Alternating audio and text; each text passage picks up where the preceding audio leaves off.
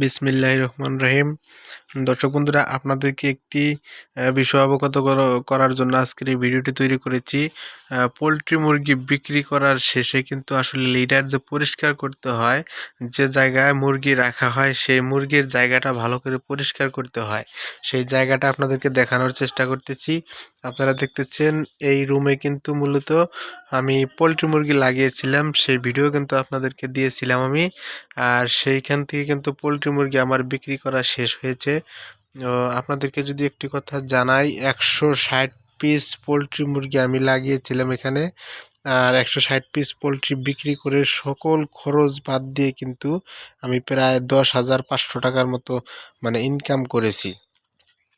Current bill থেকে শুরু করে যে গুঁড়া আছে বা প্রত্যেকটা কাজ কিন্তু যে টাকা দিয়ে করেছিলাম সেই টাকাগুলো সব বাদ দিয়ে কিন্তু আমার প্রায় 10,500 টাকা লাভ হয়েছে 160টা মুরগির বাচ্চা থেকে। আর মুরগিগুলা বিক্রি করার শেষে কিন্তু আমি দেখতেছেন যে এখানে কিন্তু পরিষ্কার করতেছি, মোটামুটি পরিষ্কার শেষের দিকে। এখন সবগুলো পরিষ্কার করে আমার কিন্তু করণীয় হলো পুরা ঘরটাকে সুন্দরভাবে একেবারে ঘষে মেজে কিন্তু পানি দিয়ে পরিষ্কার করতে হবে। এবং পরিষ্কার শেষে কিন্তু এখানে সবচেয়ে ভালো হয় একটু চুন প্রয়োগ করলে, আর কিছু জীবাণুনাশক মেডিসিন ব্যবহার করলে, কিছু কীটনাশক ব্যবহার করলে, জীবাণুনাশক ব্যবহার করে কয়েকদিন রেখে দিয়ে আবার ভালো করে পরিষ্কার করে কিন্তু এই ঘরে কিন্তু নতুন মুরগির বাচ্চা আনতে হবে এবং সেখানে লালন পালন করতে হবে।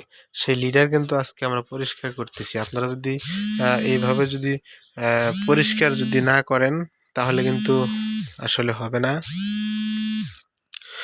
ভালো করে পরিষ্কার করতে হবে, এটাই আপনাদেরকে আসলে জানাতে যাচ্ছি আমি।